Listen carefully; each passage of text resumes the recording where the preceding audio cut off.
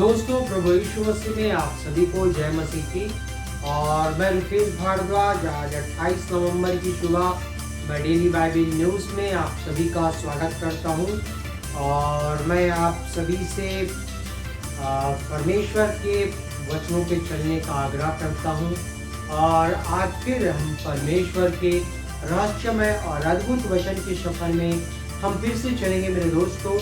और आज का हेडिंग है परमेश्वर का चुनाव। तो मैं आज आपको कुछ परमेश्वर के रहस्य बारे में एक छोटा सा रहस्य आपको बताना चाहूँगा, जो कि हम खोलेंगे पवित्र शास्त्र में से यिर्मयाह की नबी की किताब, उसका 1 अध्याय और उसका 10 पद हम वो पढ़ेंगे। यिर्मयाह चैप्टर 1 वर्स 10। यहाँ किस प्रकार से लिखा है मेरे दोस्तों, सुन, मैंने आज के दिन तुझे जातियों और राज्यों पर अधिकारी ठहराया है, उन्हें गिरने और ढा देने के लिए, नष्ट करने और काट डालने के लिए, या उन्हें बनाने और रोकने के लिए। तो यहाँ पे जो परमेश्वर डायरेक्ट यिर्मयाह से बातें कर रहा है मेरे दोस्तों, ये परमेश्वर यिर्मयाह के बीच में बातचीत है।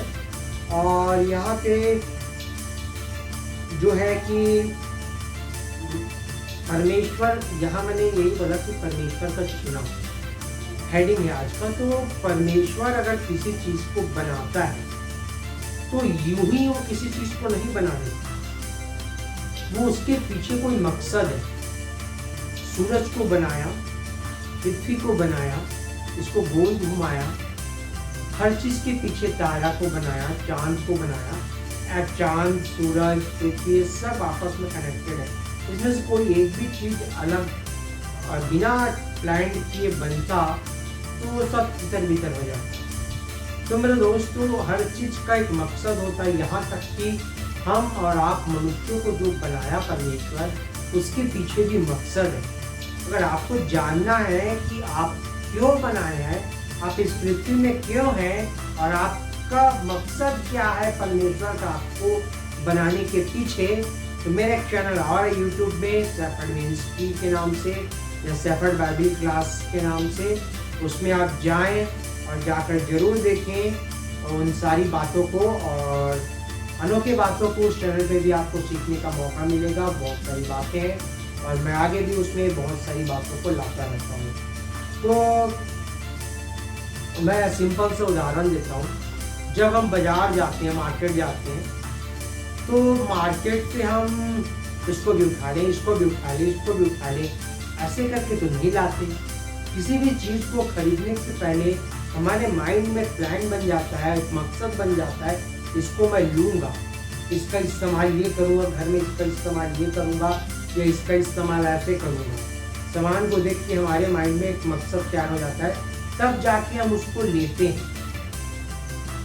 आप समझ रहे हैं मैं जो बोल रहा हूँ कि तब वो हमारा माइंड सेट हो जाता है, तब हम लेते हैं, तब हम उसका चुनाव करते हैं। कभी कभी हमारे पास बजट नहीं होता तो समय का इंतजार करते हैं। मान लीजिए मेरे को आईफोन चाहिए, ठीक है, मुझे ज़रूरत है, अच्छा लगता है, चाहिए, तो आईफोन चाहिए। इसका मतलब ये तो नहीं है कि डायरेक्टली मैं उसको खरीद दूँ, मेरे पास बजट नहीं हो, तो सही समय का इंतजार करना पड़ता है।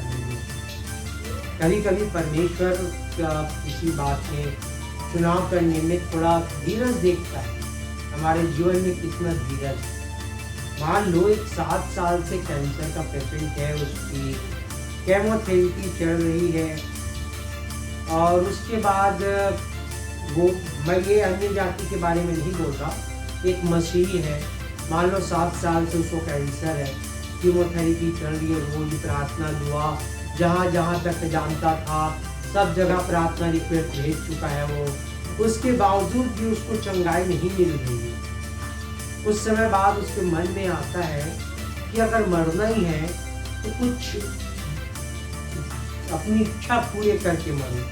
और इस इच्छा पूरा करने वाला जहाँ मन में आ जाता है, वहाँ उसके जीवन में पाप एंट्री कर देता है। फिर वो कुछ गलत काम करना शुरू कर देता है और बहुत सारे गड़बड़ पाप ये सब करना शुरू कर देता है। जब कुछ ही दिन की तो जीवन है तो खुल के जियो टाइप का। तो मेरे दोस्तों ऐसा नहीं है तो परमेश्वर को चुनाव करने दीजिए। आप सिर्फ प्रार्थना करते रहिए, परमेश्वर आपके धीरज की परीक्षा लेता है कभी कभी, और जब आप पास हो जाते हैं तो चंगाई भी आपको जरूर मिलेगी। समय जब आएगा, परमेश्वर जब आपका चुनाव करेगा तो आपको जरूर चंगाई मिलेगी। उसी प्रकार से मेरे दोस्तों सही समय आने पर यहाँ जब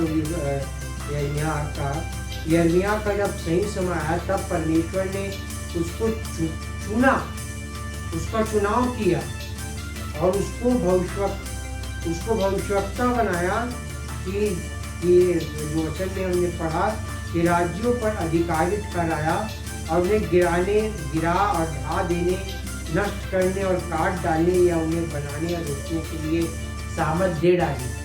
उसी प्रकार से जब दोस्तों हम धीरज धर के प्रार्थना करते रहें तो एक न एक दिन परमेश्वर हमारा भी चुनाव करेगा और हमारे जीवन में भी जो भी समस्याएं हैं उसको दूर करेगा, और कोई मकसद है, यह योजना स्पेशल हमारे जीवन से, तो उसको भी परमेश्वर हमारे जीवन से पूर्ण करेगा यदि हम पाप नहीं करें तो। दोस्तों आज के लिए अभी के लिए इतना ही, मिलते हैं आज शाम को, तब तक के लिए मैं विदा लेता हूँ आप सभी को। नमस्कार।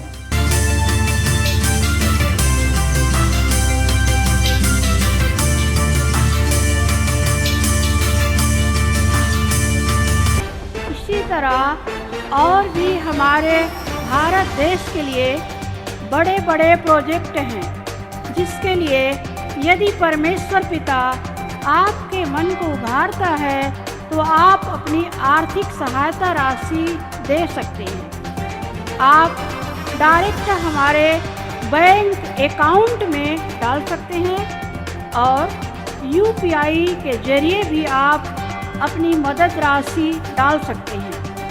नीचे दिए गए QR कोड को स्कैन करके, अन्यथा डिस्क्रिप्शन में दिए वेबसाइट के लिंक को क्लिक करके भी आप अपनी मदद राशि दे सकते हैं। धन्यवाद।